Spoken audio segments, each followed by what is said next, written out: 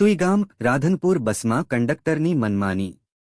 સુઈગામ તાલુકા સેવાસદન ખાતે આંગણવાડી કાર્યકર બહેનો માટે યોજાયેલી તાલીમ પૂર્ણ થયા બાદ સાંજે આશરે 4 વાગ્યાના સમયે બહેનો સુઈગામથી રાધનપુર જતી બસમાં ઘરે પરત ફરી રહી હતી।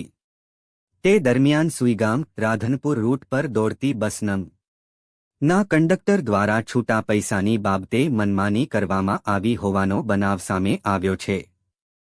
મળતી માહિતી મુજબ આંગણવાડી કાર્યકર બહેનો ટિકિટ માટે પૈસા આપતા કંડક્ટરે છૂટા પૈસા માંગ્યા હતા, પરંતુ છૂટા ન હોવાને કારણે કંડક્ટરે બસને રસ્તાની સાઈડમાં ઊભી રાખી દીધી હતી અને છૂટા પૈસા નહીં આપો ત્યાં સુધી બસ આગળ નહીં લઈ જાઉં તેવી મનમાની વૃત્તિ દાખવી હોવાનું મુસાફરો દ્વારા જાણવા મળ્યું છે, જેના કારણે બસમાં બેઠેલા મુસાફરો, ખાસ કરીને તાલીમ પૂર્ણ કરીને પરત ફરી રહેલી આંગણવાડી બહેનોને લાંબા સમય સુધી મુશ્કેલીનો સામનો કરવો પડ્યો હતો।